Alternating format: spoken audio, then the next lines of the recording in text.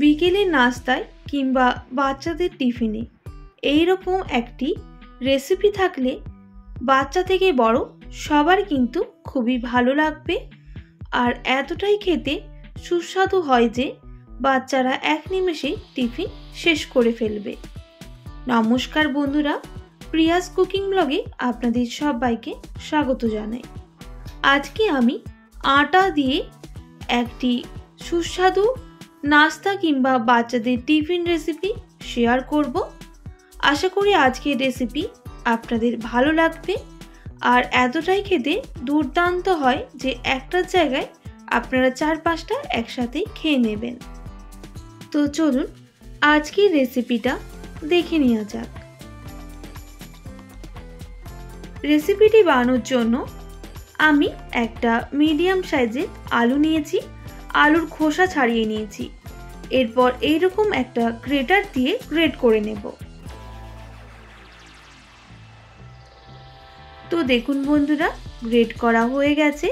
এবার আলুগুলো জলে পরিষ্কার করে ধুয়ে নিতে হবে। এরপর আলুগুলো থেকে এইভাবে জল ছড়িয়ে হাত দিয়ে চেপে জলগুলো বের করে নিতে হবে। একইভাবে সব আলুগুলো জল ছড়ানো হয়ে গেছে। এবার এর মধ্যে অ্যাড করব 2টো মিডিয়াম সাইজের পেঁয়াজ কুচি, একটা মিডিয়াম সাইজের টমেটো কুচি, আর দিয়ে দেব সামান্য পরিমাণ ধনেপাতা কুচি। এবার সমস্ত উপকরণ হাত দিয়ে ভালোভাবে মেখে নিতে হবে। আমি এখন লবণ অ্যাড করব না, তাহলে সবজি থেকে এক্সট্রা জলটা ছেড়ে দেবে। তাই এখন এই রকম ভাবে আমি বেশ কিছুক্ষণ মাখিয়ে রেখে দেব।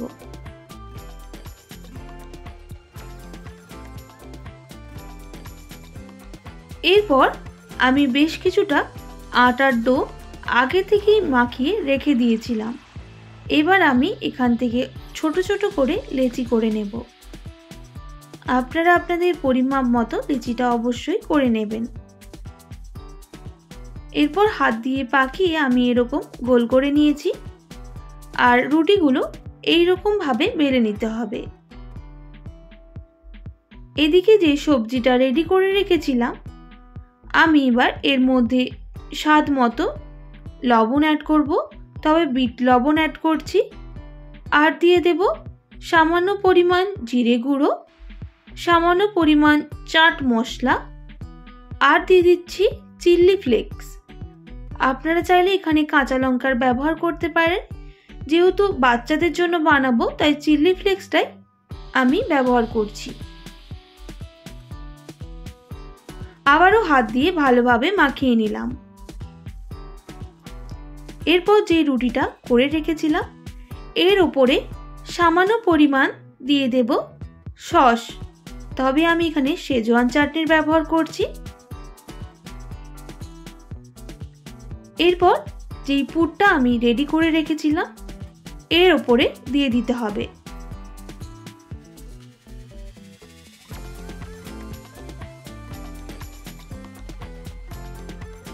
এরপর আরেকটা রুটি এর উপর দিয়ে আমি দিয়ে দেব।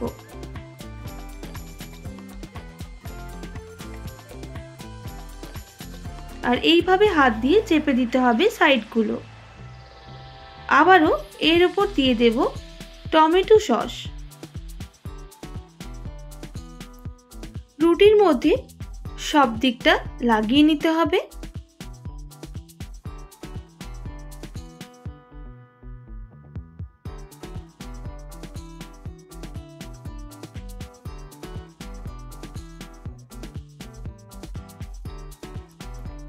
এরপর আমি যে পুরটা রেডি করে রেখেছিলাম আবারও এর উপর দিয়ে দেব।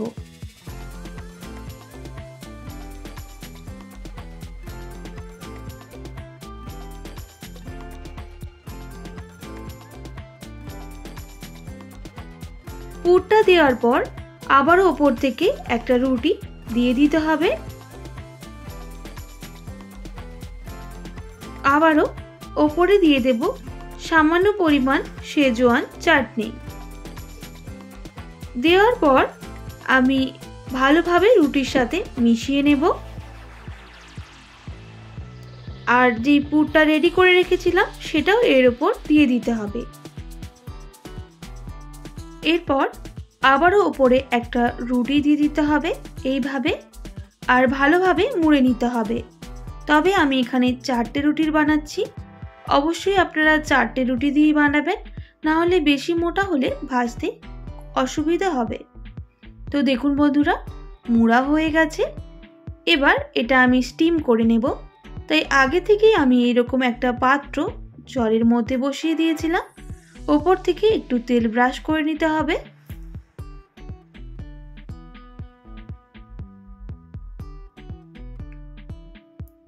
আর ভালো করে তেলটা ব্রাশ হয়ে গেলে আমি যে রুটিটা বানিয়ে রেখেছিলাম এর উপরে দিয়ে দেব।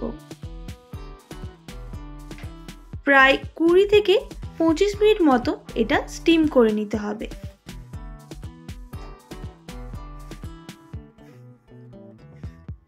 ঢাকনাটা খুলে ওপর থেকে আমি একটু তেল ব্রাশ করে দেব, তাহলে ওপরটাও ভালোভাবে স্টিম হয়ে যাবে। আবারও ঢাকনাটা দিয়ে দিচ্ছি।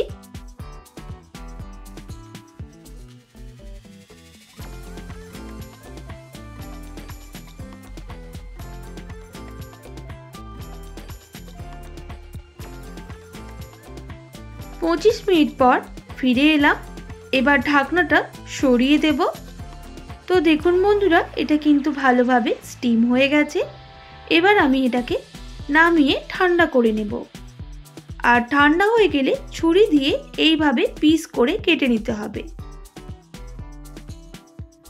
আমি এইরকম ভাবে কেটে নিচ্ছি।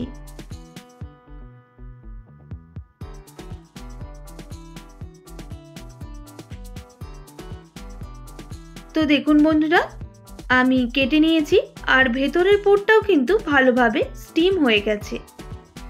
আপনাদের তুলে একটা দেখিয়ে দিচ্ছি। এবার এগুলোকে ভেজে নেব। তার জন্য একটা ঘোল রেডি করে নিতে হবে। তাই এখানে আমি 2 টেবিল চামচ ময়দা আর সামান্য বিট লবণ দিয়ে অল্প জল দিয়ে আমি এটা একটা ব্যাটার তৈরি করে নেব। এবার ময়দার সাথে জলটা ভালোভাবে মিক্স করে নিতে হবে। তো দেখুন বন্ধুরা, আমাদের ঘোলটা একদম রেডি। আর এদিকে আগে থেকেই কিন্তু আমি তেলটা গরম বসিয়ে দিয়েছিলাম।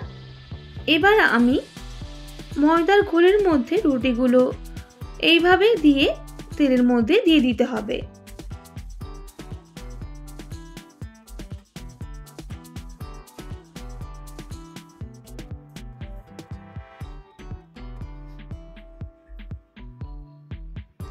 একইভাবে আমি সবগুলো দিয়ে দেব।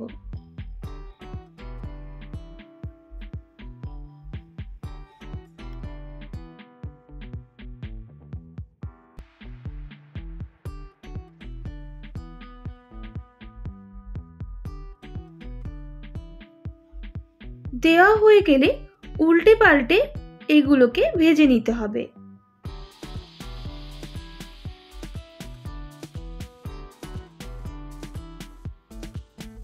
আমি এগুলোকে লাল করে ভেজে নেব, তাহলে খেতে বেশ ক্রিস্পি হবে।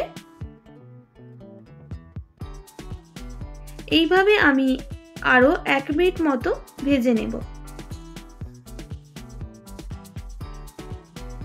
তো দেখুন বন্ধুরা, এগুলো কিন্তু 2 পিঠটাই ভালোভাবে ভাজা হয়ে গেছে।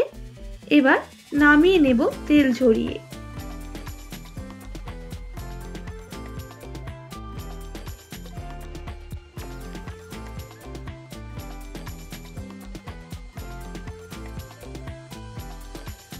একইভাবে আমি সবগুলো ভেজে নেব।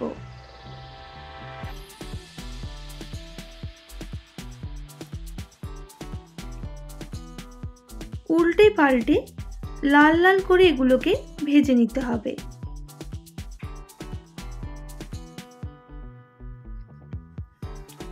এক দিকটা ভাজা হয়ে গেলে আরেক দিকটা উল্টে দিচ্ছি। তবে গ্যাসের ফ্লেমটা হাই রেখে এগুলোকে ভেজে নিতে হবে, যেহেতু আমি আগে এটাকে স্টিম করে নিয়েছিলাম, তাই ভেতরের পুরটা ভালোভাবে কিন্তু সুসেদ্ধ হয়ে গেছে। তাই গ্যাসের ফ্লেমটা হাই করে এগুলো ভেজে নিতে হবে।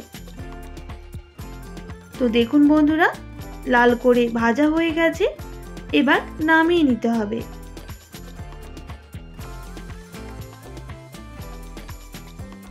এইভাবে অবশ্যই একবার বিকেলের নাস্তায় ঝটপট বানিয়ে ফেলুন।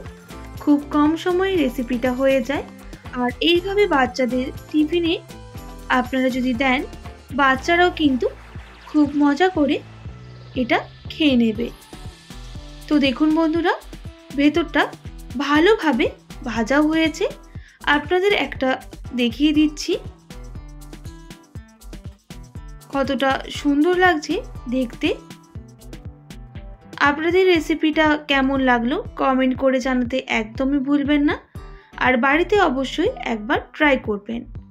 আশা করি আজকের রেসিপি আপনাদের ভালো লেগেছে। ভালো লেগে থাকলে অবশ্যই একটি like, comment, share and subscribe করে আমার পাশে থাকার অনুরোধ রইল। পাশে থাকা বেল আইকনটিও প্রেস করে দেবেন, তাহলে নিত্য নতুন রান্নার ভিডিওগুলি আপনাদের কাছে পৌঁছে যাবে। অবশ্যই যদি ফেসবুক পেজ থেকে দেখে থাকেন, ফলো করার অনুরোধ রইল। আবারও নতুন কোনো রেসিপিতে দেখা হচ্ছে। আপনারা ভালো থাকবেন, সুস্থ থাকবেন। আর এতক্ষণ আমার ভিডিওটি দেখার জন্য অনেক ধন্যবাদ আপনাদের সবাইকে।